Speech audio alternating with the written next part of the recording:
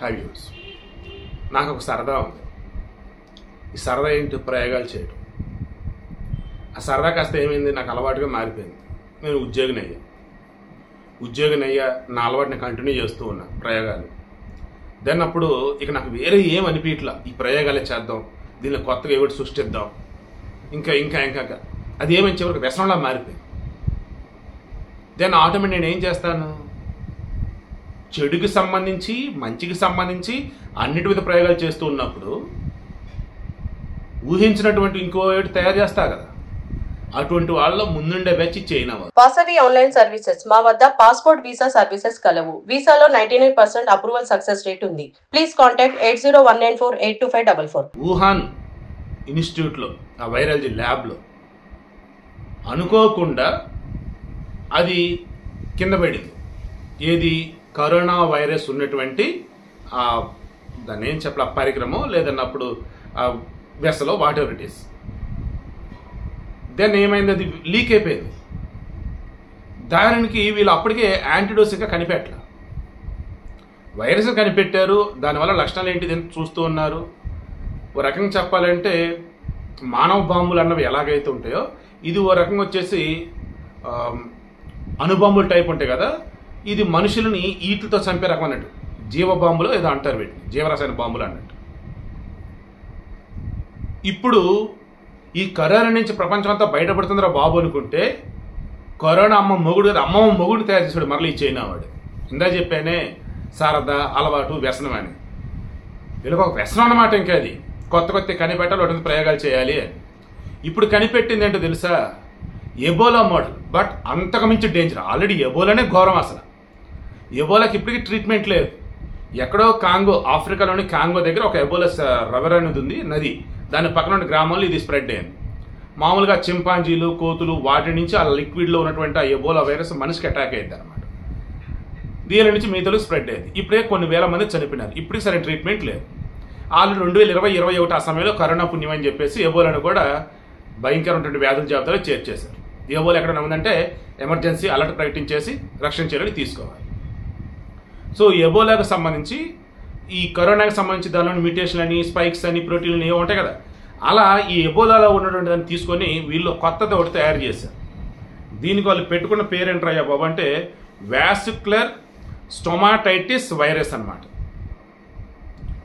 ఏం చేస్తారా బాబు ఇదంటే, ఈ హెబై మెడికల్ యూనివర్సిటీ వాళ్ళు తయారు చేశారు. ఎందుకు ఏంటంటే, దీన్నట ల్యాబ్లోనట టెస్ట్ చేసట దీనివల్ల ఏ సమస్యలు వస్తాయి, ఆ సమస్యలు ఎలా ఓవర్కమ్ చేయాలి, ఒకవేళ దీనికి మెడిసిన్ తయారు చేయగలిగితే అది ఎటువంటి మెడిసిన్ ఏంటని చెప్పేసి.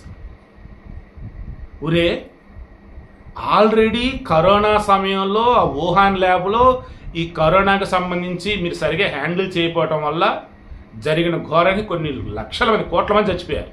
ప్రపంచం అల్ల కొల్లలో పోయిపోయారు.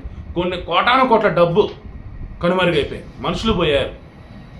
ఇప్పుడు మరలా ఈ ప్రయోగాలు ఏంట్రా బాబు అంటే, భలే వాళ్ళేనే, మేము చేస్తున్న ప్రయోగం ఎందుకు అనుకున్నారు, మనుషులు కాపాడడానికి అని చెప్పేసి అంటున్నారు. ఏం కాపాడతారా ఏంటంటే, ఆల్రెడీ టెస్ట్ చేశాంగా, 10 చుంచెలుకల మీద ప్రయోగించారు. వీళ్ళు తయారు చేసినటువంటి ఈ వైరస్ ఏదైతే ఉందో, ఈ వాస్కులర్ స్టొమాటైటిస్ వైరస్ ఏదైతే ఉందో, దానిని వాటికి ఇస్తే 3 రోజులు 72 గంటల్లో 10 చుంచెలుకలు చనిపోయాయి. ఎలా అని తెలుసా? వీళ్ళు ఇచ్చిన ఈ వైరస్ ఆ బాడీలోకి వెళ్ళింది కదా, నెమ్మదిగా ఒక్కొక్క అంగాన్ని ఆర్గాన్ని మొత్తం ఛిద్రం చేసి పడేట, లోపల వ్యవస్థ మొత్తం కొలాప్స్ అయిపోవడం, మల్టిపుల్ ఆర్గాన్ ఫెయిల్యూర్, బ్రతికే ఛాన్సే ఉండదు అనమాట. ఇంకా ఓ రకంగా ఇది కానీ ఏ మాత్రం బయటికి కనుక స్ప్రెడ్ అయింది వైరస్ అంటే, పెట్టల రమే రాలిపోయాయి జనాలు. అయితే చాలిక మాకు ఈ బతుకు చాలని చేయనివాడు అనుకున్నాడు అంటే, ఈ వాడి దగ్గర నీ దిక్కుమాల వైరస్ల ప్రపంచం మీద స్ప్రెడ్ చేశాడు అంటే కథం, అంత ఘోరం అనమాట. ఇప్పుడు ప్రపంచం అంతా ఉలిక్కి పడతా ఉంది. ఒరే మీరేంది, మీ వైరస్లు ఏంది, మీ ప్రయోగాలు ఏంది, ఏం చేస్తున్నారయ్యా అని. భలే వాళ్ళేనే, మీరు మాత్రం ప్రయోగాలు చేయరా, అలాగే మేము ప్రయోగాలు చేస్తున్నాం అని చెప్పేసి. ఇక ఎబోలాకు సంబంధించి నాకు తెలిసి గతంలో కేరళలోనే ఎక్కడ కూడా నమోదైనట్టుగా 1-2 కేసులు, సబ్జెక్టు కరెక్షన్. ఓకే, సో ఇక్కడ మెయిన్ ఎబోలాకు సంబంధించి ఏంటి, అటాక్ అయినప్పుడు వికారంగా ఉండిద్ది, వాంతులు అవుతూ ఉంటాయి, విరోచనలు అవుతూ ఉంటాయి, మెయిన్ జ్వరము, అలసట అండ్ శ్వాసకోశ సంబంధించి ఇబ్బందులు, సమ్ టైమ్స్ బయటే బ్లడ్ బ్లీడింగ్ టైప్ ఉంటుంది, ఇన్ కేస్ లోపల బ్లడ్ మొత్తం కూడా బ్లీడింగ్ అయిపోతూ ఉంటుంది. చాలా ప్రమాదకరమైంది అనమాట. దేవుడి దయ వల్ల మన దగ్గర అంతగా డిటెక్ట్ కావట్లేదు. ఆఫ్రికాలో అవుతున్నాయి. ఈ ఎక్కడ వాళ్ళ దాకా వస్తాయి అని చెప్పేసి. వాస్తవానికి ఇది మనిషి నుంచి మనిషికి అంటురోగం కాదనమాట. ఈ మనిషి లోపల ఉన్నటువంటి ద్రవాలు ఉంటాయి కదా, ఎవరో వాడికి ఆల్రెడీ వచ్చేసింది. వాడి బాడీలో ఉన్న ద్రవాలు ఉంటాయి, ఆ ద్రవాలు కనుక మన బాడీలోకి వెళ్తే అప్పుడు వచ్చే అవకాశం ఉంటుంది అనమాట. ఆల్రెడీ అది ప్రాబ్లం ఉందంటే దూరంగానే ఉంటాం కదా, గాలి ద్వారా కానీ నీటి ద్వారా కానీ అది వ్యాపించదు. ఓన్లీ అతని ఎబోలా వైరస్ సోకినటువంటి వ్యక్తిలో ఉన్నటువంటి లిక్విడ్స్ ఏవైతే ఉంటాయో అవి డైరెక్ట్ మన బాడీలో కనిపిస్తే అప్పుడు మనకి ఎబోలా వచ్చింది. దానివల్ల కొంచెం సేఫ్ జోన్లో ఉన్నారు అంతా కూడా. అదర్వైజ్ ఈ పాటికి పిట్టలా రాలిపోయేవాళ్ళు ఎబోలా వల్ల కూడా. బట్ ఇప్పుడు వీళ్ళు తయారు చేసిన వైరస్ ఏదైతే ఉందో అది సింథటిక్ వైరస్, ఎబోలా కన్నా కొన్ని రెట్లు ప్రమాదకరమైనది. సో ఈ సింథటిక్ వైరస్ అంటే మ్యాన్ మేడ్, అది ఓ రకంగా. కరోనా ఆల్సో మ్యాన్ మేడ్ అనమాట, ప్రకృతి కాదు అది. దానివల్ల అంత ప్రమాదం జరిగింది.